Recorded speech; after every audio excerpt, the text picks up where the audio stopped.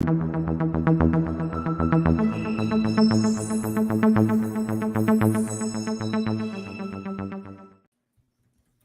time for another edition of NFL Betting Blitz. This is when the NFL season starts to get a little cattywampus after college football's done. We get games all over the place. Thursday games, 3 on Saturday, games on Sunday, games on Monday. We had 2 on Monday last week.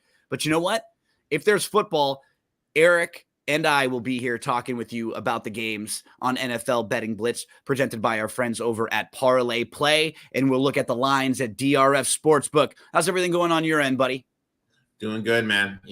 Great day of sports. I think this is one of the most underrated days of the year.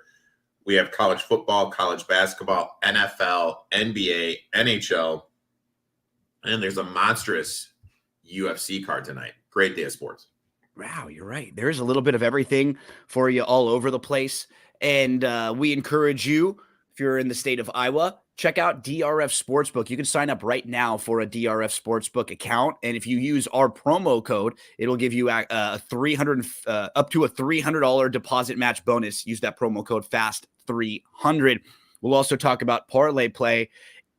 If you are someone who likes to play props, if you're looking for a little bit of action some days when these football games are on, especially if you're in a state where you can't wager legally right now, Parlay Play is awesome. You can get action for as little as like $1 in these games, Eric. They have free games. So if you just have a few bucks in your account, or maybe you don't have a ton of money right now, but you want to bet $5 or $10 on something, it's perfect. You can also bet bigger if you like, and the options they give you are incredible. One of my favorites is betting over or under on a projected player's fantasy points. So I think a lot of us have played fantasy over the last 10 years, and we have a pretty good idea of what each player is either supposed to have or might have each week. So sometimes you get an idea of like, yeah, they'll probably get a touchdown, 50 yards, maybe 2 receptions. I don't know if they'll hit the over on any of their like yardage props or rushing props, but I think they'll get over the fantasy points. I just like the options that they have. Yeah, they have great options. I absolutely love playing at that slate. So we got a couple folks out there checking in, Horse Player X and Wesley D. Thanks so much for hanging out with us, everyone. We appreciate you being part of our show here on NFL Betting Blitz. So let's dive on into it, Eric. We got a lot of ground to cover with the 3 Saturday games. We're going to go through the whole Sunday slate as well right here. If you're used to listening to us on Sunday morning, I'll cut off the Saturday part and I'll replay the Sunday game previews tomorrow again on Sunday morning. So we'll also have those again for you if you're used to it.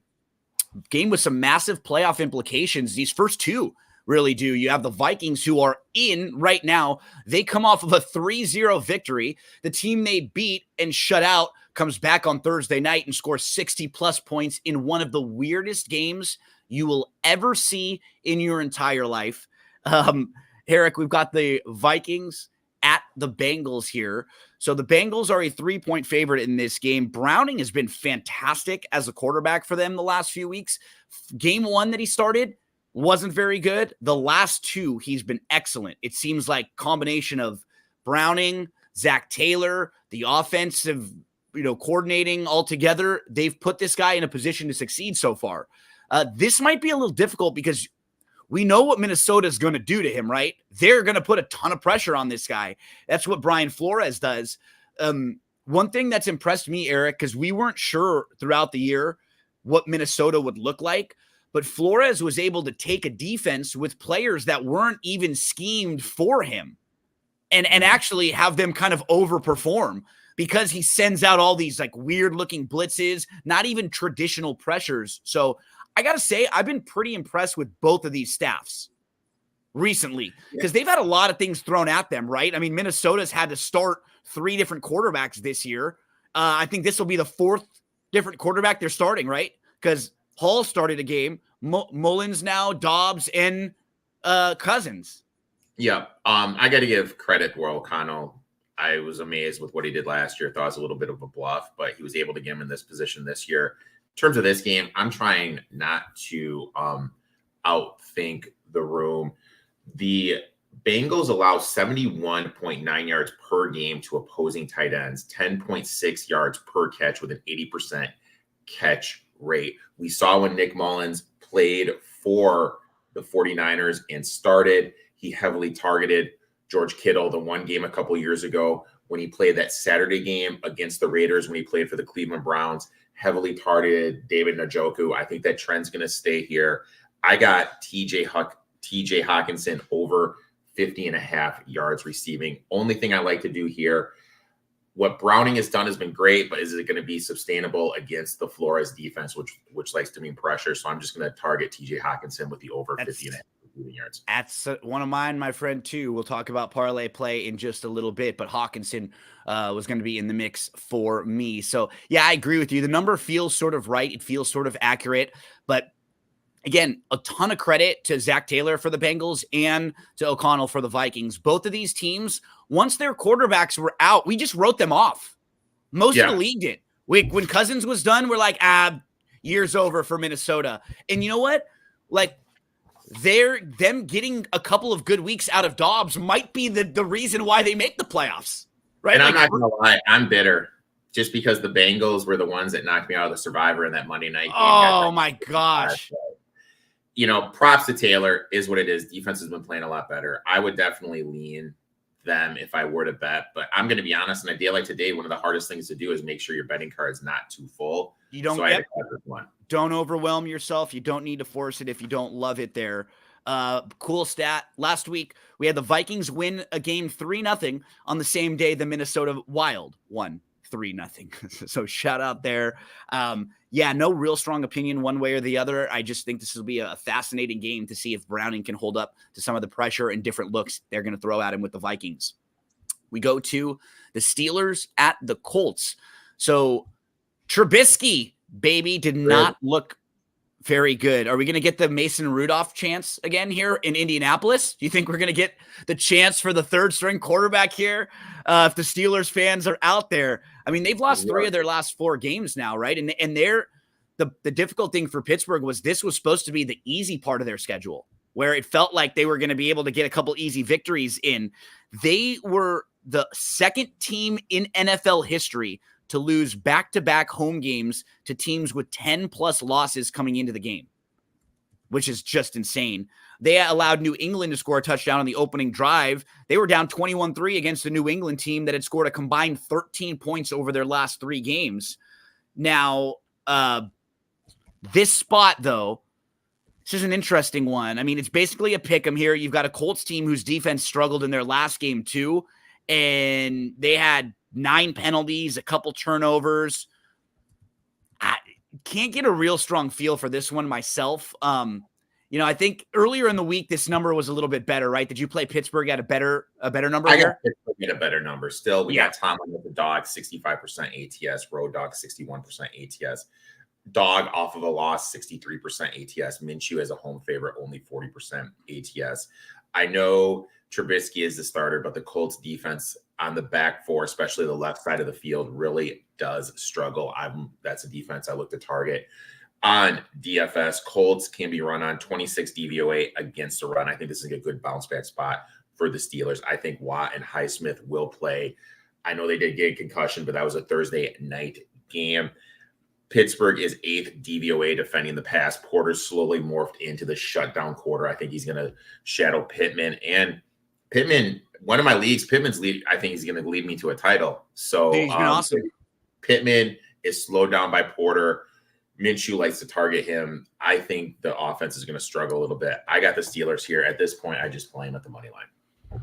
We're going to continue on. I want to pull this one up. I hate the Lakers says hello. Congrats on the NC tournament win. Do you think this will last? Will the Lakers raise a banner for it? Yeah, I think with the Lakers, like always, for every team, if their top players are healthy, they're going to be good. And what I like watching them now at this point of the year, they have an identity, I think, Eric, when they have Reddish and Vanderbilt and AD and LeBron and Rui. Like when their team is full, they're long. They can throw a lot of defenders at you, which we saw them do with Indiana in that final. Like they made life really hard for Halliburton. So I like that they can have an identity when they're healthy. I think when they get into situations like playoff series, they'll be really solid. I still think Denver's the better team than them right now. They might have one trade to make with D'Angelo as kind of the center of it. That's what they're going to have to figure out in the next month or so. Do they want to hang on to D'Angelo, or do they go like, man, I've been hearing Levine, but I would prefer like DeRozan and Caruso. If I were the Lakers, I prefer DeRozan over Levine. No doubt about it, because he's not as ball dominant. And then you get Caruso with him, and then you can get DeRozan off the books next year, or he can sign like a friendly, home in LA deal to you. Yeah, I'm not the biggest Levine guy. Me neither. No, me neither. I wouldn't like that either. As far as the banner, I think the league kind of pressured them into doing it. And you know what? It doesn't. I think it's kind of funny because, like, as a Laker fan, if there's anybody who can raise any damn banners they want, it's the Lakers. They've got 17 title banners. So, I mean, this was the first one. I think the league's kind of pushing them into wanting to make this be a big deal. So, it's not going to bother me if they raise this banner or whatever. It'll be fun. It'll be cool. But, like, it's not cringy to me. It's not like a summer league banner, right? I think this is like the first thing they're trying to do with it and make it a big deal. So, anytime there's some questions about my Lakers, I'm going to have to pull them up there. I hate the Lakers, but I will give a shout out too, because the Clippies, they've actually been playing pretty well too. So, Eric, let's keep rolling. We go to our next game. We go to your Lions. They're hosting the Broncos. Again, so many of these games, because half of the league is 7-6 or 6-7. Everybody's still in playoff contention. And that's the case here with the Denver Broncos, who come in to Detroit. Denver did not have a fantastic all-around game against the Chargers, but they beat them up and they did what they were supposed to do. They won the turnover battle, and now they've got a little bit of an identity, right? Because they will play a solid defense, they will not make a lot of mistakes, and then they've got a decent running game, and Wilson can make a big play here and there to Sutton. So they have, like, you can start to see their formula now for what they've been doing. Sutton's been really great. He's had 10 touchdown catches this year. That's the first Bronco player to reach double digits since 2014. Their defense, they had 6 different defenders with a sack in the game. That's what's concerning me a little bit, Eric, because the 2 weaknesses we've seen recently from your Lions, defensively, they've had a tough time getting stops, and the offensive line has been banged up, right? It hasn't been that same line that you can really lean on in the last year and a half. So it feels like a bad time for Detroit. And I think you were pointing this out earlier in the week. This feels like a huge spot for them. Like, can we get right? Can we go back to doing some of the things we were doing well? We're home. We don't have to worry about any elements or any cold weather like that. Do you get involved here with the Lions and the Broncos? So what I did was I went to a player prop. I took Sam Laporta over 46.5 yards. Broncos give up the second most yards per game to opposing tight ends, 69.4 yards, 11.3 yards per catch, 75% catch rate. Laporta's gone over this 2 of 3, 8 of 13 on the year. Second on the team in yards, targets, and receptions, averaging 7 targets, 5 receptions, 54 yards per game. And the way the Lions play offense, everything is funneled to the middle. That's why Brown and Laporta are such big parts of the offense. I absolutely love Laporta. Over 46.5 yards receiving for me is my only action in this game. Kind of like a squeaky wheel game too, right? Like, I'm not saying that he's been complaining or anything, but you feel like a lot. We've seen this a lot this year when guys have come off of a game where we didn't get much from them. The next game has just been a massive bounce back type game. And I mean, it's end of the day when you put up Goff, indoor, outdoors, and it's so different. Historically speaking, the Van Joseph defense has just struggled defending the tight end. I just expect that trend to continue. And ever since they got Sweat, the Bears have been, dude, they're one of the better defenses in the league. So they're sneaky good. They're sneaky good right now. They're playing really well. So that's the final of our 3 Saturday games that we have for tonight. 3 standalone Saturday games. As we turn the page to Sunday, our first Sunday game will be the Falcons at the Panthers. Falcons are a 3-point favorite on the road here.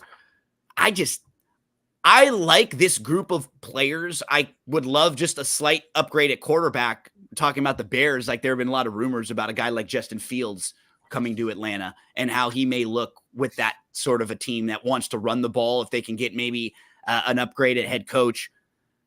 Well, it just feels like they can't ever get everything going at the same time. It'll be like, oh, that was a London game. Or, oh, they got Pitts a little bit involved. Or, oh, maybe Bijan looked better, but they can't ever get them all together.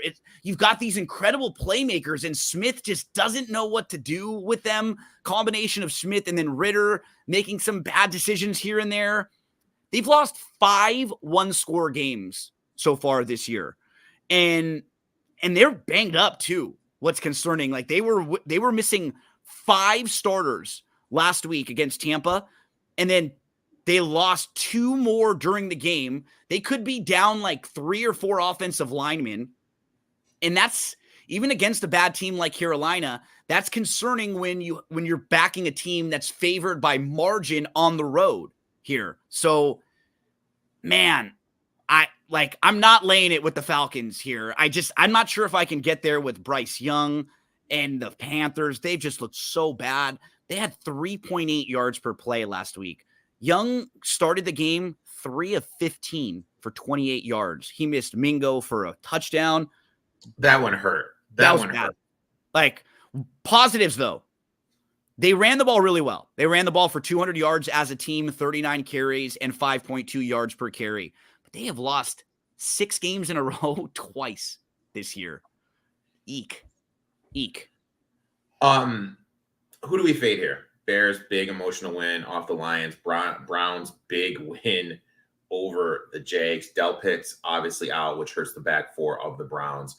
Bears, can they take away the run? Bears defense has been electric since the signing of Sweat, one of the better defense. Browns defense is nails at home. I think they're going to be able to get home, make Fields uncomfortable. End of the day here, I have season win totals on both these teams to go over. So I don't need anything.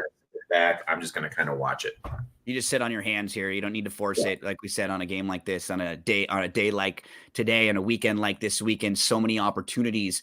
We've got Bears at the Browns. Browns are a 3-point favorite in this game. Joey Flacco, he just looks like a completely different player than he was the last couple times we saw him. I don't know if it was like time off and now he's healthier, or if the combination of him and Stefanski kind of fit the scheme. But whatever it is, he's massively been an upgrade over like DTR and PJ, which they were showing. Like, he's an actual adult in the room.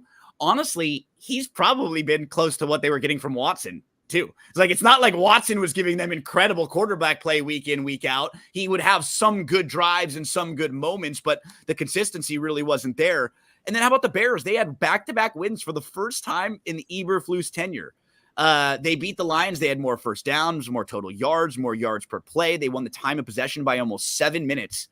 Fields, if you dive into Fields like last 10 weeks, almost all of his turnover-worthy plays and bad plays are fumbles. Like, he's been a lot smart with where he's throwing the ball. And we saw this with him last year too. He really improved a lot as the season went on.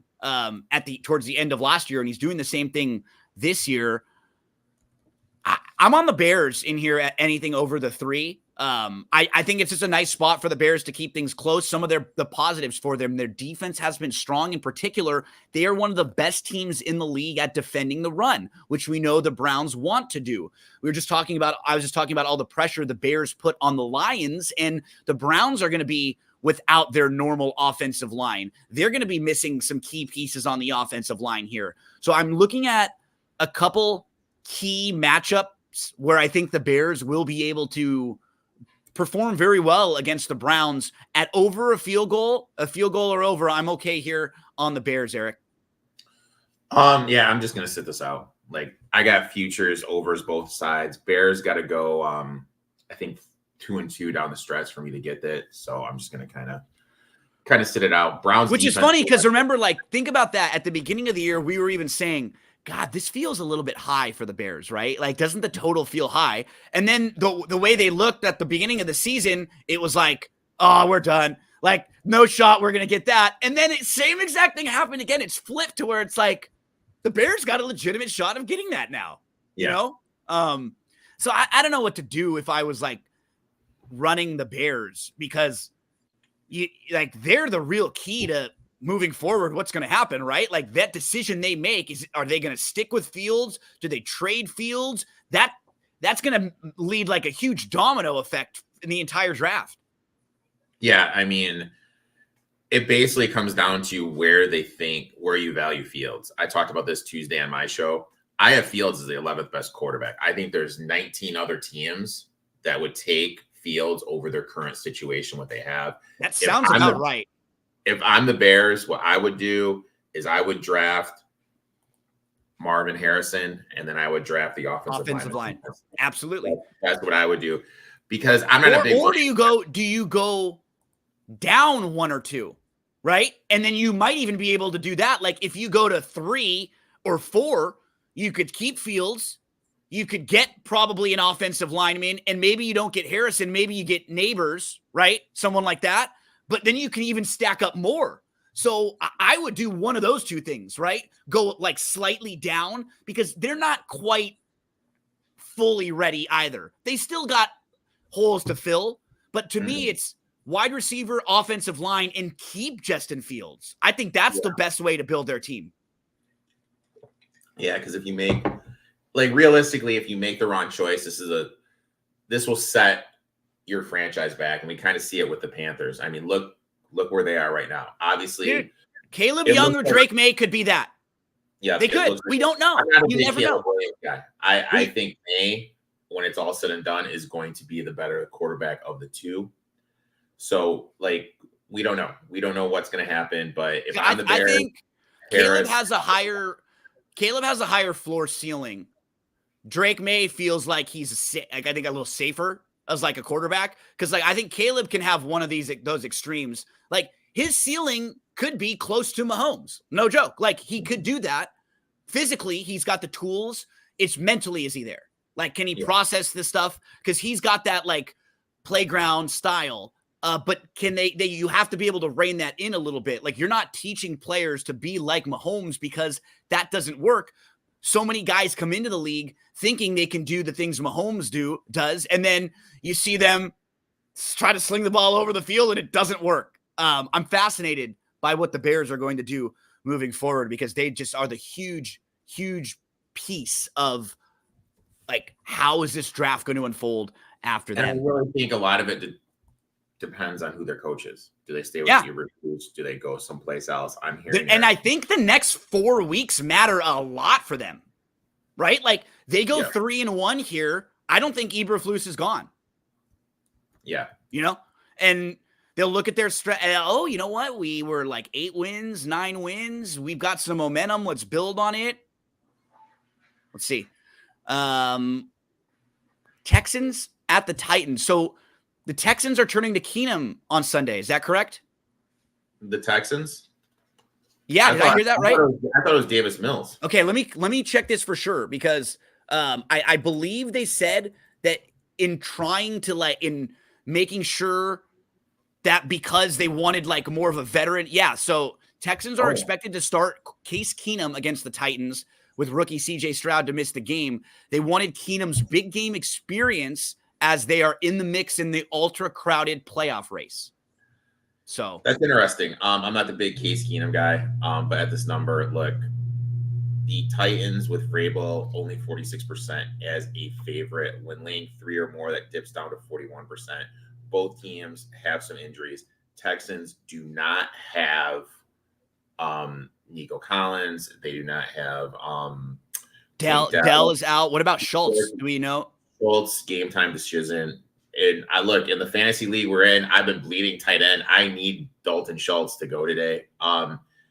This weekend, excuse me. In terms of this game, I was going to definitely look at some Noah Brown props. Yeah.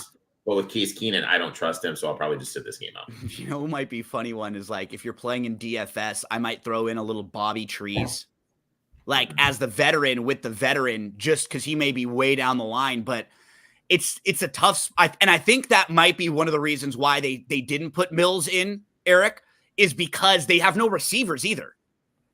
It's like they would have been putting him in a really bad spot. with none of his top weapons. I feel they may feel like Keenum at least can maybe make less mistakes, if that sounds right, as a veteran. So yeah, this is a stay away for me because of all those missing pieces. Like, I don't like playing the Titans in this situation as a favorite. I like playing them more as a dog. And the Texans, I'm not sure who the hell is going to be out there catching passes for them. So yeah, that's a stay away for me. Chiefs at the Patriots. Chiefs are an 8-point favorite in this game, Eric. We've all been talking about the weird offsides penalty that removed that crazy touchdown from Kelsey. Mahomes was yelling. He was offsides. He was offsides. He was offsides. And you know, like, everyone's gone into it different.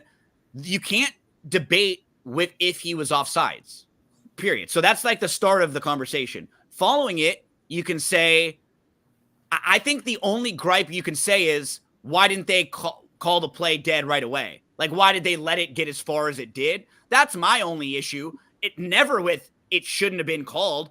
I hate when they let plays go like that when they know for sure it's going to be overturned, because you just don't want to get somebody hurt, right? Like, that's what frustrates me. You don't want Kelsey to be out there and turning his ankle on a play that they could have called dead 20 seconds ago. But it was offsides. It was the right call. So you got a pissed off Chiefs team, but you got a Chiefs team that still doesn't have a fantastic offense. They've lost 3 of their last 4. They've lost 4 of their last 6. They're not the same Chiefs team before. So to me, I wanted to play the Chiefs this week. Like, just coming off of everything that happened last week, I thought, yeah, they'll probably be a really good in FU mode. We want to come out. We want to play really well. But man, I don't like traveling to New England and being more than a touchdown favorite. That scares me. I can't play them there, Eric. I would be much more inclined to want to play the Patriots at anything over 7.5. And I think you even got this at a better number of 9, right?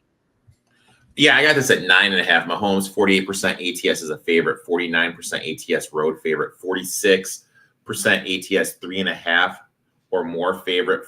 Then on the road at 3.5 dips down to 44, 45% ATS favorite, 7 or more. On the road, 7-point favorite or more, that dips down to 33% ATS. Pats, top 10, 11 defense. Chiefs, this offense is a complete bluff. They can't do anything. They don't have that field stretcher. They don't use Rashid Rice like they should. Kelsey can't get the separation. Kelsey looks washed up. Can we talk about another elephant in the room here, which you've mentioned throughout the year, and I want to give you credit for it? Man, no Bieniemy, and Nagy's the offensive coordinator. Yeah. We've seen that guy not run offense as well. And it reminds me a little bit of what we've seen from Hackett, right? Because Nagy was in a good spot, so he got this reputation like it was him. You know, he had been there before, and it was like, oh, well, he's there with Mahomes and with Andy Reid. He must be great. And that was the same thing we thought about Hackett with Rodgers. And then we saw when they left and they were on their own, it was completely different. And they went back after being a head coach, and the offense that they were running has been crap. Mm-hmm. Their offense, the numbers aren't there. I really feel Bieniemy is an old school guy, held Mahomes to some higher standards than Nagy does. Chiefs have some offensive line issues. And for as much as everyone wants to put the Chiefs on a pedestal, they're only one game up on the division over the Broncos. These divisional games mean a lot. They have one on deck with the Raiders. Anything over 7, I like. I got the Patriots at 9.5. And no Pacheco, which absolutely kills the running game because Edwards-Helaire can't run between the tackles. McKinnon can't take the wear and tear, basically just a third down back. That absolutely kills the run game. And Eric's one of the only ones mentioned Mahomes meltdown half. Yeah, exactly. So you don't melt down right then. You still have 2 extra plays, but then after that, it's like, we didn't get a touchdown. Screw it. You know, all the emotions come out. And it was even more than just that play in this game. I think it was last week, whatever happened at the end, even there was 1 or 2 calls against them. There was 1 or 2 calls that went for them.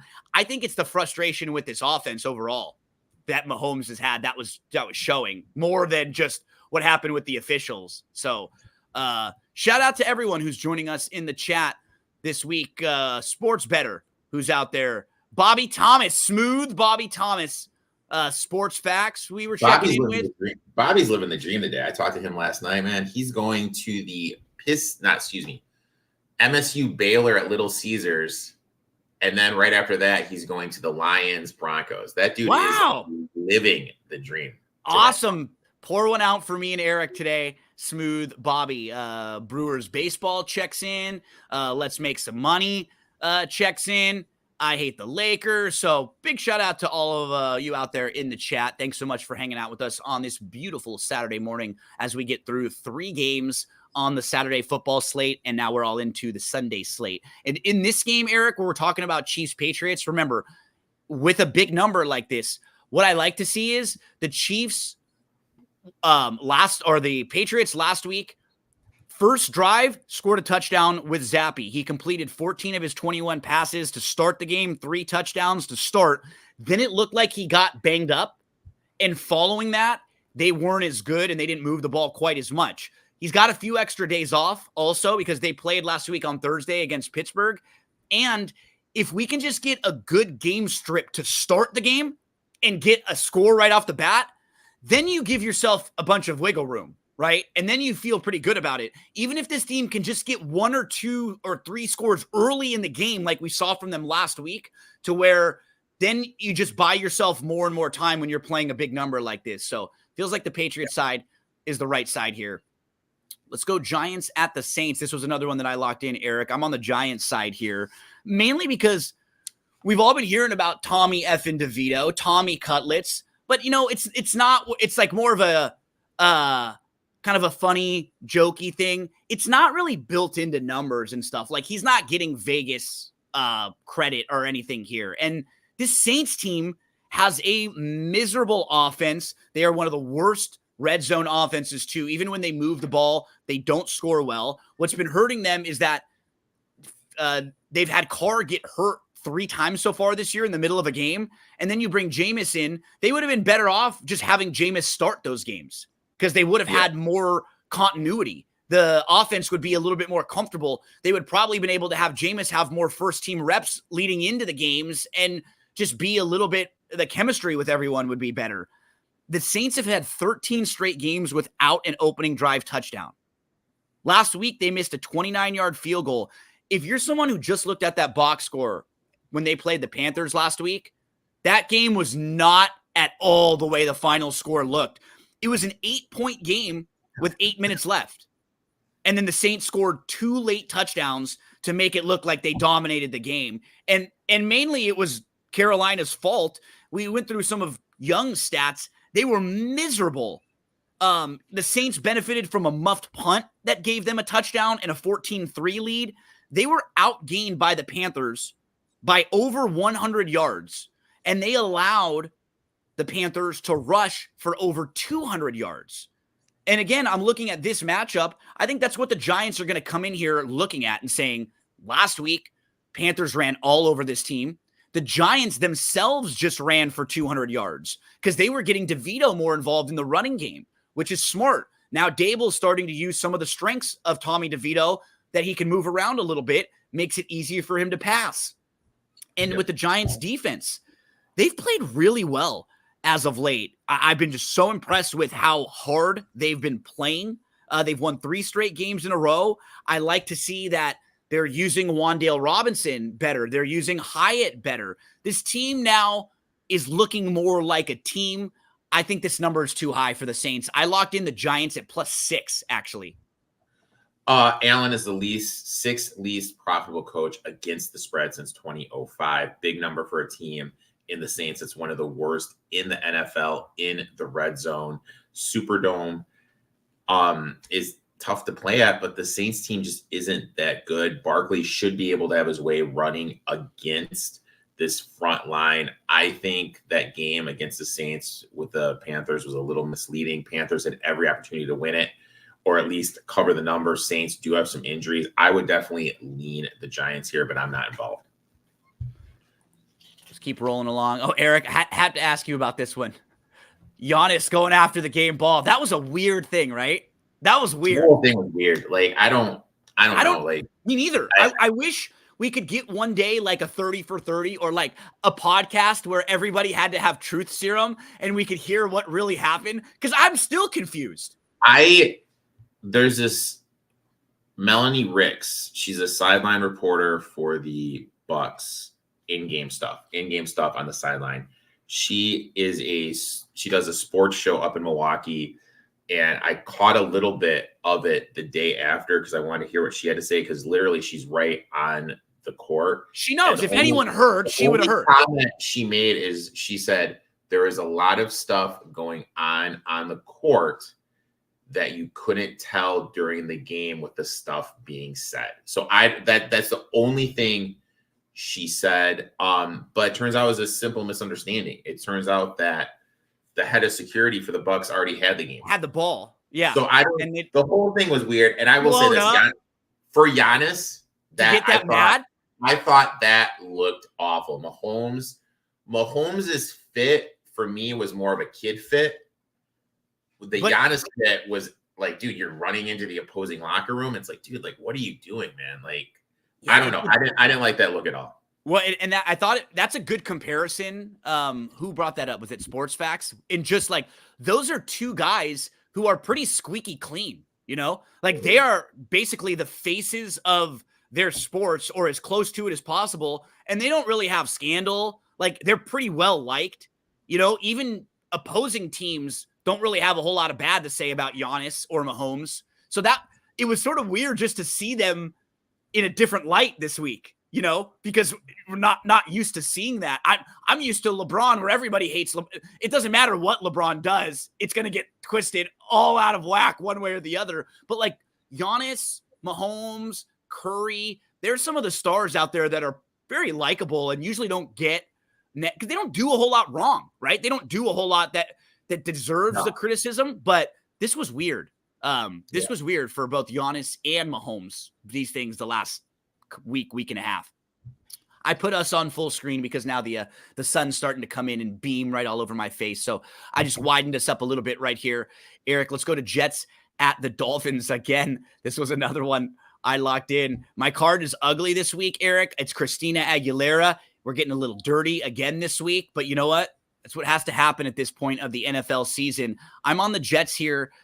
The Dolphins come off of that miserable loss on Monday night, and now they're on a short week. And so maybe this is the same situation like I was talking about with the Chiefs where the Dolphins feel like, we better come out here and prove it. The problem is the Jets defense is good. Like you're not going to be able to impose your will on this defense that is very good in the secondary in particular where Miami has a strength. Hill is a game time decision, I believe, right? Yes. So if he's out there, will he be 100% or what type of version will he be? They got really banged up throughout the game last week. Waddle got hurt. They're not going to have their full complement of weapons at 100%. And Zach Wilson is coming off of a really good, that might've been the best game he's played as a pro. Now, does he regress a little bit or did they find something? I think I was joking with you. They said that they gave Zach Wilson some time to get centered and that like they were joking about it on the Pro Football Focus podcast. Like, you know, Aaron Rodgers probably went in there and told Zach Wilson a few things and he got him centered. And so they kept saying Zach Wilson is now centered. So, hey, Eric, I got to get myself centered because if all you got to do is get centered and then you can look like Zach Wilson looked like, you and me need to go to the center, I think, together, maybe. So shout out to Zach. He looked great. And I hope Zach Wilson is good this week again because the Jets have gone 39 games without allowing a 300-yard passer. So I think this is a game that's at least right for a backdoor cover. I'm on the Jets here plus the number. I set this game out, man. Like Dolphins beat up bad teams. Jets, maybe a letdown spot. I just don't know what to do here. We need to remember how bad Tua looked before Tyreek Hill got there. And he did look bad when Tyreek Hill exited the game. That's my only fear of this big They were number. terrible. On the They flip were side- terrible last week. They got 2 turnover gifts in But that game. On the flip side, the Jets are mid-tier stopping the run.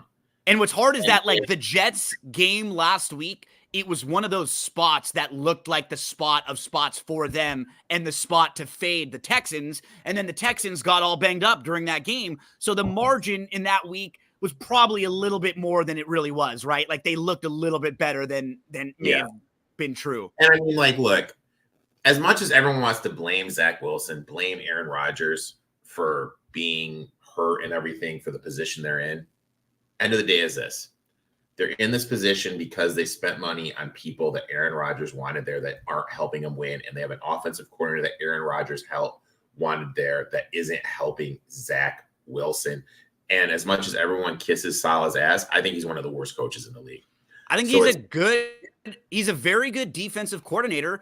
I don't think he's a good head coach. What you just said, the way he handled Zach Wilson and what he let Aaron Rodgers do in coming in and bringing in Hackett, bringing in Lazard and Cobb and Dalvin Cook and some of these guys that he wanted. Well, you're the head coach. You got to make some decisions here. And your defense has looked good, but you're more than just the defensive coordinator. You're the entire head coach now. And that we talk about it all the time, the difference between being a good coordinator and a good head coach, where you have to be the guy in charge of everything. Way different roles. And like, I don't think enough owners, when they're interviewing head coaches, think about that. They think about someone who's a good coach, but as a head coach, you are more than that. You've got to be a great orator and a great speaker. You've got to be able to do like promotional stuff. Like, there's a lot more than just being the coach on the field. And I that's where Saleh really, really struggles. Let's go Bucks at the Packers, Eric. Packers came back to life a little bit last week after looking really good for a few weeks. Jordan Love had a miserable start to the game in the first half. He had a 48 grade by Pro Football Focus.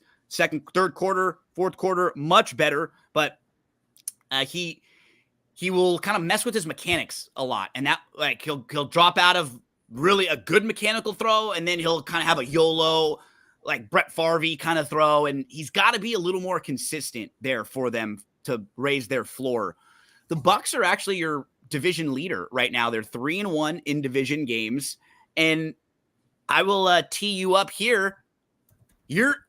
I read that you ordered a Baker Mayfield jersey, and you're cooking things up with Baker right now. You're cooking it up. I would never thought at this point of the season that the Bucks are my favorite team.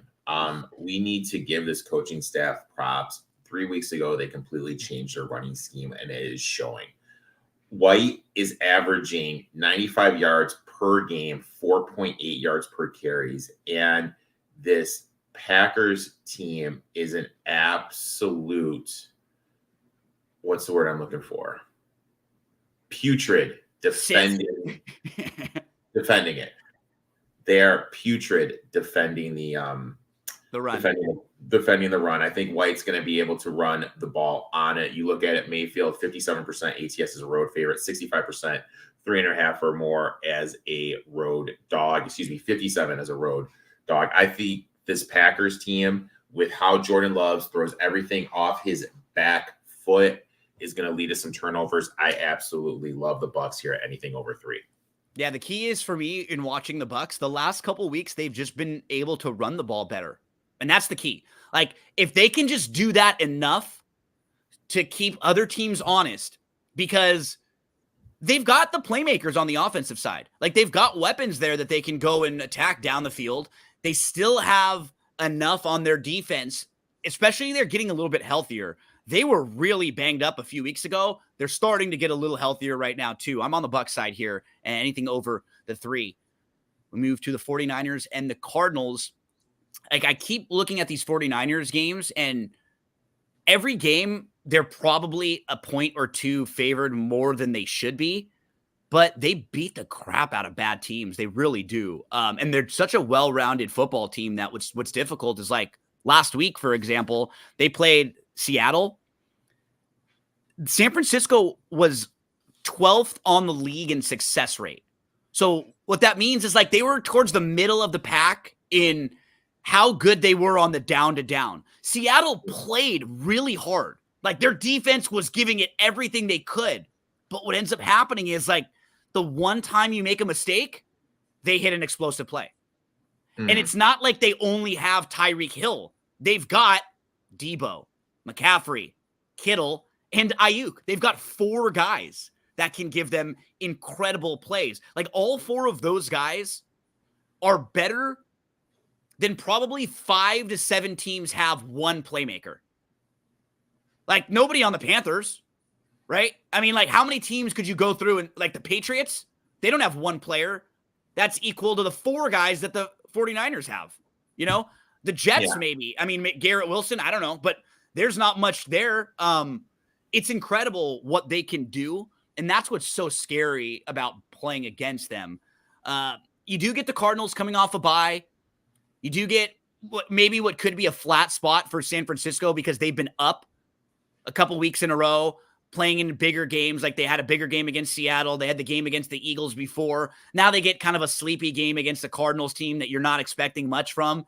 And can Kyler run around enough here to make this a game, to have this be a game where Arizona's down by 18 and gets a backdoor cover late? Can we see something like that happening? I mean, I'm not laying it with San Francisco, but you keep pointing out like Frisco, Dallas, some of these teams this year, they have been good at beating up on bad teams with huge spreads. That's like a normal spot you want to fade teams like this.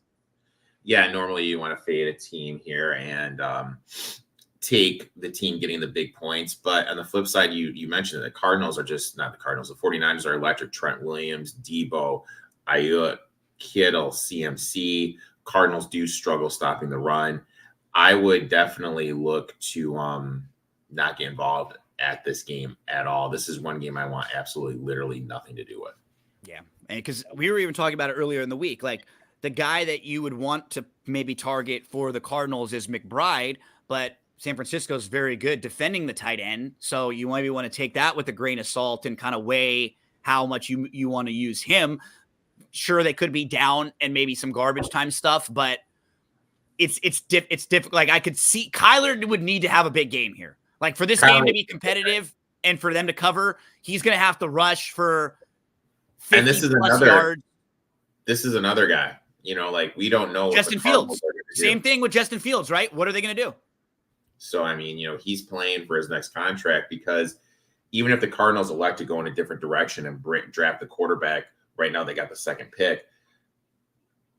Like, is that what they elect to do? Or do they try to keep Kyler? Like, and if they try to move on from Kyler, Kyler's playing for a new team. He's trying to impress a team to get play for. So, I don't know. Interesting thing what the Cardinals are going to do. Interesting matchup here, but I definitely want no part of it.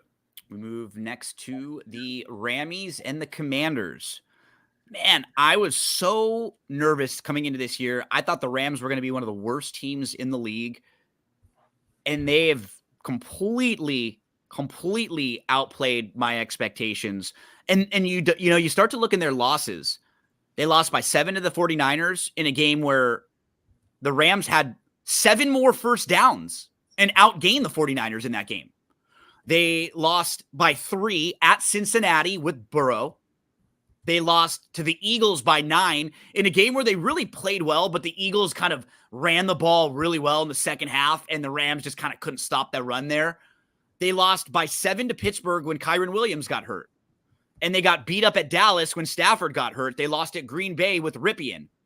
You go through this team when they've been healthy. When they've had a healthy Stafford and Kupp, just those 2 guys, they've been incredible. In fact, when they've only had Stafford healthy, they're 4th in success rate, 4th in offensive EPA. When they've had Stafford, Kupp, Nakua, and Kyren Williams. So their quarterback, their top 2 receivers, and their running back. Their offense, they are number 2 in EPA and in success rate, only behind the 49ers. So now you look at this team, they've got an identity. They have a good offense and good offensive weapons. Their defense is fine. They've got some defensive playmakers, and they have a smart head coach. He's not perfect. He'll get cute sometimes when it comes to like kicking field goals, going for it. As far as designing plays, putting guys in good positions to succeed, I think McVay is still one of the best. I think he's still top 10, probably top 5 at designing an offense because we're seeing Nakua become a star. And last week, what was great, Kupp looked the healthiest he's looked in probably 2 months. So now if you've got a fully healthy Kupp, you've got Nakua, who's breaking all sorts of records. Nakua is the first. Nakua, Bolden, Anquan Boldin, and Randy Moss, the only players in Super Bowl history with 1,100 plus receiving yards in their first 13 games. So, like all that being said, I don't know if I want to lay the number here with the Rams against Washington, but I've been really impressed with them, and they're playing for their playoff lives here. They're tied with Green Bay for that last spot. Green Bay's got the tiebreaker over them because Green Bay beat them. But if you're the Cowboys or the Eagles or the 49ers, all three of those teams the Rams have played this year, I'll tell you, I don't think you want to run into the Rams in the playoffs. No, I think the Rams are an explosive team. You look at anytime you're going to be rolling out Donald, Stafford, Williams, Puka, and Kupp, it's a tough team and a team you don't want anything to do with. In terms of this game, I didn't do anything in terms of a side, but I did take Cooper Kupp over 70.5 receiving yards. Kupp runs over 60% of his routes out of the slot. That means he's going to be matched up against Martin or Johnson. Those two have allowed 10 receptions, 179 yards in their last 2 games. Cooper Kupp is averaging 9 targets per game in his last 2 games. I think it's a great matchup for Kupp. I'm going to be on his props. Kupp for Eric. Let's see. Yeah, this is a point talking about how the Rams might be the 4th best team in the NFC. Yeah. Right? If you, after those top 3 NFC teams, you look around and everybody's in that 7-6, 6-7 position. Like, are the Rams not better than the NFC South? Right? Like, I mean, I take the Rams over any team in the NFC South. Right? Like any of them. I'm taking the Rams over like most of the NFC. So I think that was a great point in that they got to get there. But if they do, they're a team that has experience. They've got a veteran quarterback. They're well coached, and they're good on both sides of the ball too, which is nice. Like, they can slow you down defensively. They can also outscore you. They should have beat Baltimore in that game. And even when you lose a game and you score 31 points against the number 1 seed in the AFC on the road, that's not a bad loss in overtime. Not a bad one at all. For the Rammies. So we move along. Our next game, Cowboys at the Bills. Big game this week. Bills trying to stay alive and in playoff positioning. The Bills are a 2.5-point favorite in this game after both of these teams come off of like massive games, right, Eric, where they were up big time. These are teams that I would both love to fade normally this week, but they play against each other. So can't do that. The Bills come off that emotional win against the Chiefs where even more than like the Mahomes complaining and like after the game, that didn't bother me. I think what bothered me the most was when he shook Josh Allen's hand after the game, and Josh Allen's just like there to shake his hand, and Mahomes is like, man, that was the worst call in the world. I can't believe that. It's like, Josh Allen doesn't give a shit. You know what I mean? It's like, dude, we won. You don't think I'm sorry. We're just trying to stay alive and make the playoffs, Pat. Like, you've probably had 1 or 2 of those go your way. Like, that's not the time then, right? Like, Pat can go back in the locker room and complain with the Chiefs guys, but like, don't go tell the team that you just played. Like, what's Allen going to say? Oh yeah, you're right. Hey, you know what? I'm just going to tell the league that we lost this game. You can have it. You guys can take it. Like, what? Like, what's he expecting Like, what's he thinking that Allen's gonna say Yeah, there? what do you expect he's gonna say? Be like, okay, yeah, you know what, dude, you're right. It's kind of like when you hear these guys whine over a call after at the end of the NBA game. What do they expect to happen? It's over with, move on. It made Mahomes look bad. What do we do here? I took the Bills, man. I think so like too. I like the Bills. Under 3, I'm on the Bills. Under 3, right? You wouldn't want to go over 3? Yeah, I got them at 1.5. Yeah. So will you still be okay here? Yeah. Yeah, there's going to be some weather concerns in Buffalo. That's obviously going to limit what the Cowboys can do offensively. Josh Allen is a 3-point favorite or less, is 62% ATS. He is a monster as a favorite the second half of the season, 67% ATS as a favorite the second half of the season, 65% ATS the second half of the season in general. Selling point for the Cowboys, they're coming off a win against the Eagles. Prescott as a road dog getting 3 points or less is only 25% ATS. I think the Bills will be able to have success throwing the ball. You look at what James Cook has been able to do since Brady came in, focal point of the offense. Miller and Oliver are going to be able to get pressure on Prescott. Prescott has struggled with pressure in his face. Also, the Cowboys give up a ton of rushing yards to opposing quarterbacks. I think Josh Allen is going to be able to get some rushing yards, extend some plays. And Eric, just while you're saying that, their defensive tackle on the Cowboys, Hankins, he has an ankle injury. He's like their best run stopper. Yeah. So if he's hurt or he's not playing or like on limited snaps, that will really kill. And this is the point of the year and especially now for the Bills, like this isn't like last year or 2 years ago where the Bills were already in the playoffs and down the stretch, it was like, hey, they just don't want to get Allen hurt. Like gloves are off now. Handcuffs are off. If Allen has to run 15 times, he's going to do it. Like they can't risk him getting hurt or anything. This has to be do whatever you do to increase your chance of winning this game. And this has to be go out there. We need you. We need to win. Go out there. Do your thing, Josh. I mentioned James Cook. These are his fantasy points since Brady's taken over calling plays. 19.2, 16, 25.1. That's an average of 20.1. Definitely a good DFS plug. Bills are one of the most unluckiest team in the league, due for some positive regression. Just look at their point differential. This team easily could have 9 wins. I think they're live. I think Josh Allen's live to win MVP. I'll take the Bills. Well, and the key is too, Eric, like that template and the narrative is there for them with the way the season has gone. They were struggling. They looked like they were out of it. Now they've got Cowboys. They've got a Chargers team next week that looks like they've given up.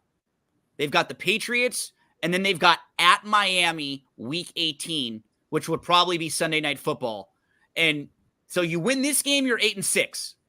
You got the Chargers next week. You got to beat them. You're 9-6. You've got a home game against the Patriots. All of a sudden, you're 10-6, and then you've got Miami in that final week. So if this Bills team does get into the playoffs, they're going to be playing as well as anyone. Josh Allen's going to be in a groove. Like they're going to be a live team. You made a couple of good suggestions. Maybe some Allen MVP, some Bills to make the playoffs, some Bills to win the AFC, those types, because those are the big value that you want to play today before the Cowboys game. Because if they beat the Cowboys, then the prices are already going to start shifting way down. Yeah. So hammer them right now. You'll probably get the best value on those. Let's go Sunday, Eric. Where are we going? Ravens, Jags is this Sunday night football here. So last week, I was really disappointed in Jacksonville that they had Lawrence play. Like, if you didn't know he was hurt and you were watching the game, he didn't look like he was hobbling, but the dude threw 3 interceptions and he was obviously off. And that was probably the difference in the game. They had 4 total turnovers, and in a game where their defense slowed down the Browns and only allowed 2.9 yards per carry, they couldn't win because they themselves turn the ball over so often. I think Lawrence ended up finishing graded quarterback number 30 on the week. Anytime he's that low, there's an issue. He's never that low. Like, he's not usually number 1, but Lawrence is like 10, ish always. Like he's in like the 8 to 12 range of quarterbacks, I think, for Trevor Lawrence. And I'm expecting him to play better this week. I think if you get 3 or over, it's a good spot to play the Jags. You got the Ravens coming off of an overtime game. You got the Ravens looking like a team that's still trying to figure things out without Mark Andrews. I have some concerns about the Jags just overall as a team, but this feels like a pretty good spot for them. So I would be on the Jags in here at 3 or above. Anything in this Ravens-Jags game, Eric? I got nothing. This is a complete and utter pass for me. Like, just 210? because I don't trust Trevor Lawrence. I think the Jags are one of the bigger bluff teams in the NFL. Etienne's wearing down.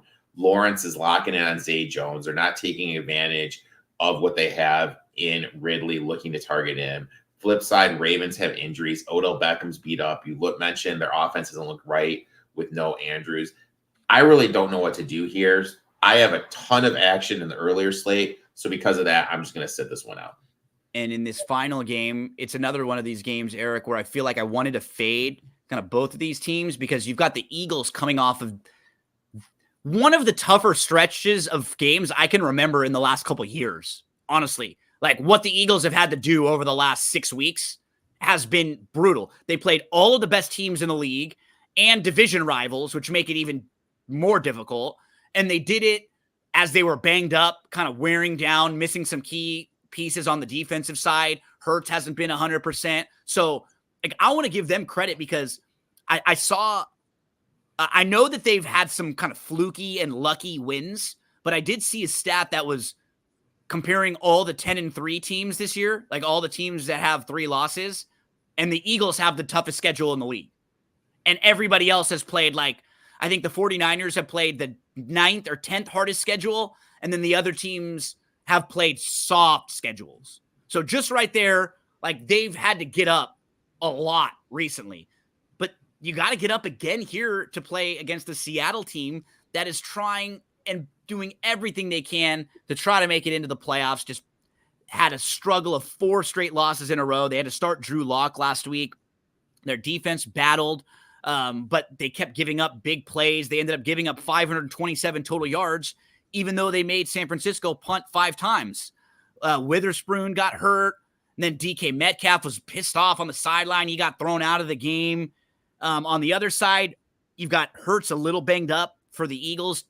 They had 3 different players have a fumble last week.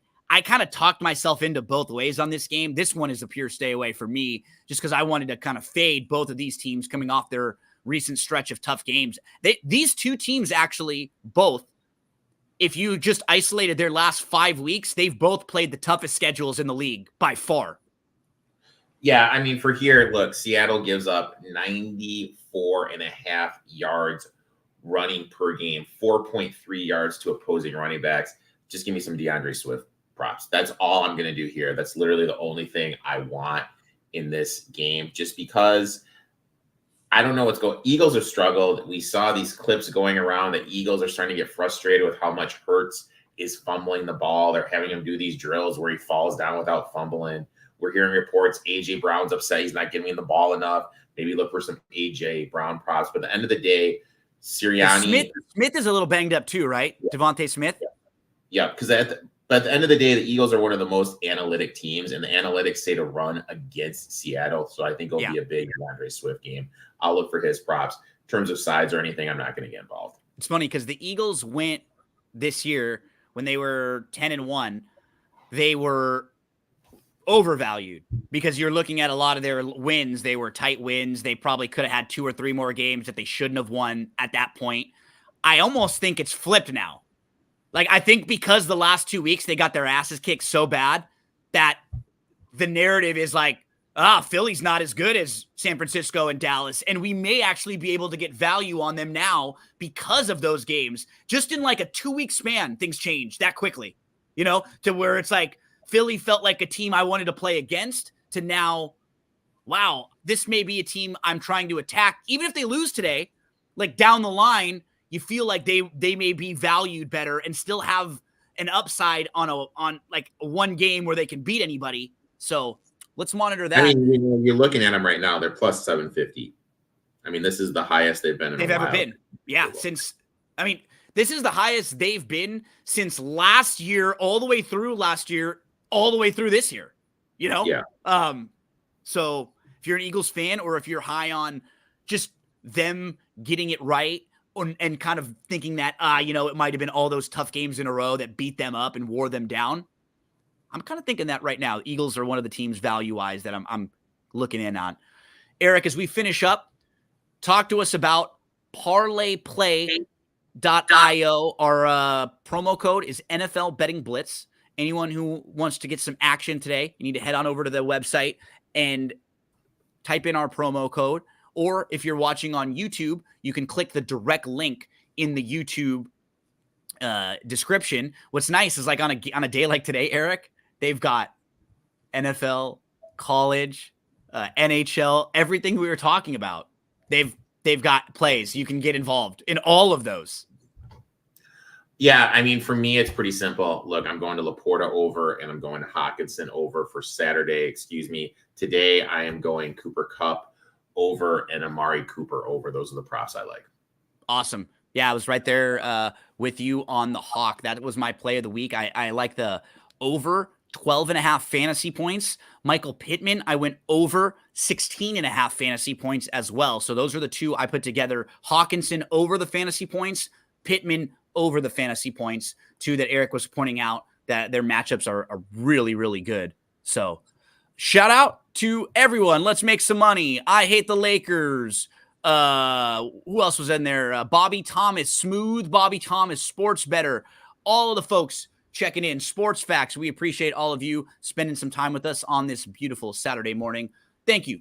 I hate the Lakers. We appreciate talking with you each and every week here on NFL Betting Blitz. So for tomorrow, I will replay the Sunday games at 11 o'clock a.m. Eastern time, but you're going to hear the same analysis that we just gave you right now. We will replay that for tomorrow. So Eric, buddy, thanks so much again for jumping in a little early today with these 3 Saturday games, and hope you have a nice holiday season leading into Christmas. You and I will talk again next week, but shout out to everyone out there. Hope everyone's having a really nice time. I was rocking, I'll have to get some of these for you and me, Eric. I was rocking the matching pajamas last night for Milo's Christmas party. So I think maybe you and me, we can get some for XFL Jim maybe, and Chase. We'll get up on a broadcast one time with matching pajamas for everybody. Man, I'm so looking forward to it, man. That works good for me. Awesome. Well, have a good one, buddy. Thanks so much, everyone, for hanging out with us, and we'll see you again. So you and I will be back. We'll record on Wednesday for next week. Or no. Next week you're out, right? Next week you're out. So next week I'll be recording Wednesday. We'll figure out as we get closer into the holiday season exactly what's going to be happening. But will you be having your normal Tuesday show next week? I should be having my normal Tuesday show. So we'll keep an eye on social media and follow along to see what the schedule is for Eric. Good luck, everyone. NFL Week 15.